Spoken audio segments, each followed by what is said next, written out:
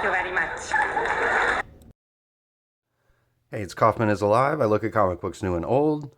On my last video, I did a top 10 comics of 2024. So today I'm going to be looking at the honorable mentions. And it's a pretty thick stack. You could pretty much consider this like 11 through 20, so to speak. So, like I said in that last video, coming up with a top 10 list was not easy. So I had a whole bunch of comics here kind of left over on the cutting room floor that I definitely wanted you guys to be made aware of. Go try and find them. Go check them out if you get a chance. So the first one I got here is Rob Liefeld, Deadpool Team Up #1. I was really considering putting this on my top 10 list, but it just barely did not make the cut. Mainly just because kind of a lack of a story here. Just kind of cartoonish stuff going on. But the artwork, I really like Rob Liefeld's artwork. He's got great rendering in his figures here. I think he draws a cool Wolverine. So this was a $4.99 comic book. It's Liefeld's return to his creator-owned character Deadpool. And it's also his final work on Deadpool, as what he says. This is his final work at Marvel. So definitely wanted to give this a honorable mention. Really, issues 1, 2, and 3, I could all give an honorable mention to. They're all pretty solid, and I'd recommend all of those. Then we've got Savage Dragon here. I wanted to shout out the Mickey Mouse issues. I think that was like issue 269 to 271 or so. We've got Mickey Mouse. He's in the public domain now. He's a fair use character. Anybody can now use him because he's been around for so long. He's not just being completely controlled by Disney. Disney no longer having control over the rights of Mickey Mouse. So Eric Larson threw him into his Savage Dragon book in subversive fashion too, as he's a total sex pervert. He's coming after Dragon's wife Maxine throughout all these issues. Basically, Mickey Mouse becomes the villain of this book. So totally wild stuff. I definitely recommend picking up these issues of Savage Dragon. Always one of my favorite comic books. Then we got X-Men #1. This is the Ryan Stegman X-Men book written by Jed MacKay. I got the Scott Koblish wraparound connecting variant cover here. This was a 4-part connecting variant cover that went through a whole bunch of the X-Men books. But this one almost made my list. I only had one other X-Men book actually on my top 10 list, and that was the X-Men Era of Apocalypse miniseries. But this one almost made the list. I thought this was a good return to form for the X-Men. We get them jumping out of a plane, going on their mission. Very Image style, very 90s style. Kind of a Jim Lee throwback almost. But I like this issue a lot. There's a lot of action, some good callbacks here, some great artwork by Ryan Stegman. And like I said, this one almost made my list, but it just got edged out by a few other things. So this was the reboot of X-Men after the fall of the Krakoan Age and that whole storyline. So I thought this was a good issue. Go check it out if you get a chance to pick it up. X-Men #1 from 2024. Then I got Spawn number 350. This was a cool book, kind of a milestone issue. All the storylines from the different Spawn books were leading up to this. The throne of hell was vacant, so we had a whole bunch of characters kind of coming to the throne to try and steal it.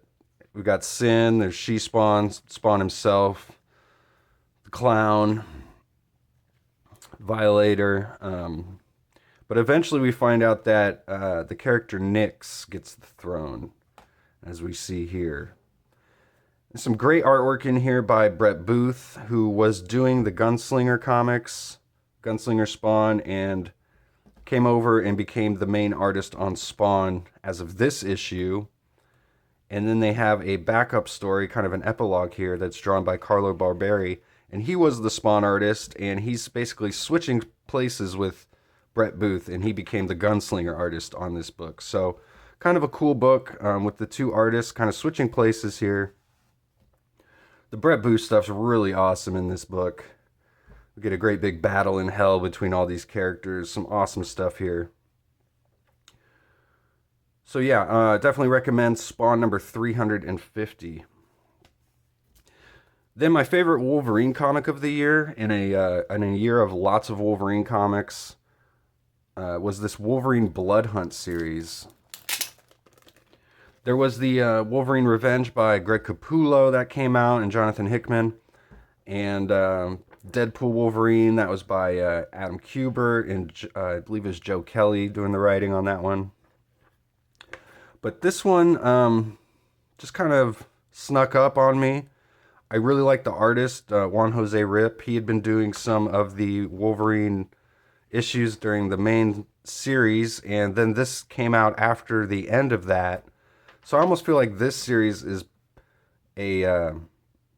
basically a companion to the ongoing Wolverine series from the Krakoan era, written by Ben Percy. This just picks up right where that left off, although we're in the Blood Hunt storyline here, so we got Wolverine and Maverick both kind of being possessed by this vampire queen. But this was a good issue, an all-action issue. Wolverine's got his partner Night Guard here, working with him, and she's working with him by killing the vampire inside him so his healing factor can basically force the vampire out of him. And at the end of this issue, Wolverine, saves the day, everything works out, and he gets the girl at the end, which is what I really like. This is just a great Wolverine story. Nearly made my top 10 list again. I highly recommend this whole series. 4-issue miniseries, the Wolverine Blood Hunt tie-in.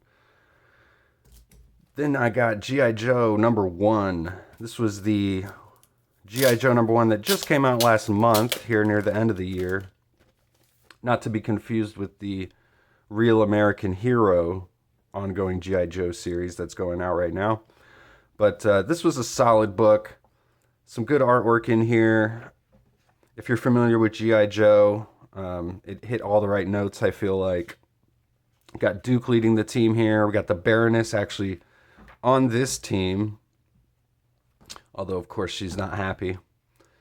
Got Destro leading the troops here in Springfield. Cobra Commander. So Cobra putting their machinations in order here. This was just a solid issue. Nothing too spectacular about it or groundbreaking. Some cool artwork, different kind of style to it, for sure.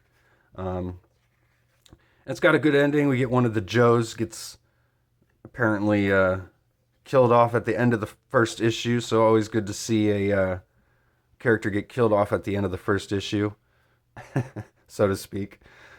A good comic book trope. So this was a solid issue, almost made my top 10 again. G.I. Joe number 1 by Image and Skybound.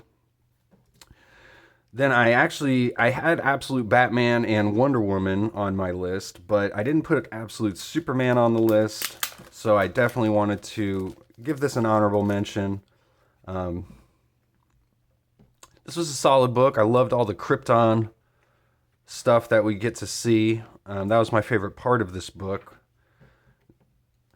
And we meet our new Superman here, Absolute Superman.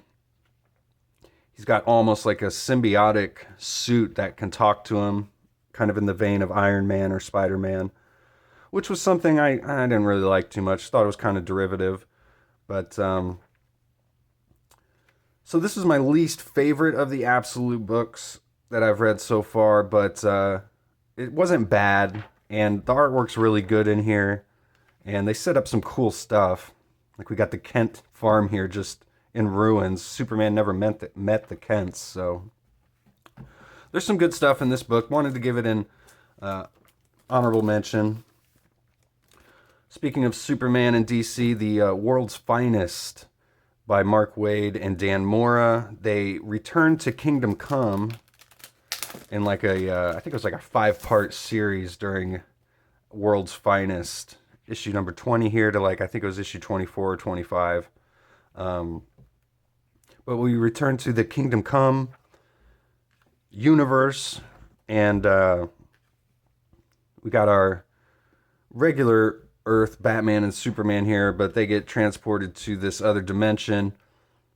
Whole bunch of stuff happens. They kind of learn about the Kingdom Come world here. We get the diner, if you remember that from that first issue way back, the Alex Ross Kingdom Come series. This was a cool storyline. I like them coming back to Kingdom Come. I kind of wish they had gotten Alex Ross involved in this, although who knows, maybe he turned him down. I don't know, but nice to see them revisiting that. And the final things I'm going to shout out here, honorable mentions, are the Ultimate Universe books. This was the one shot that came out at the beginning of the year and the one shot that came out at the end of the year.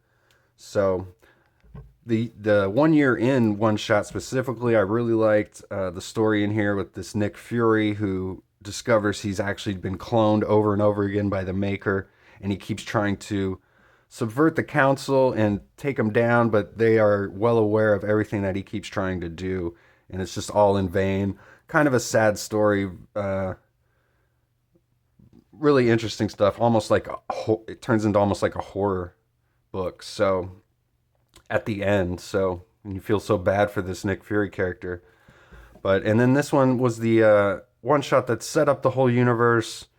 We learned about the Maker and Doom and the Ultimates, and what all that entailed. So I definitely recommend the Ultimate Universe one shots, and some of the other Ultimate Universe books too. Definitely give a honorable mention to, like Black Panther, Ultimate X-Men.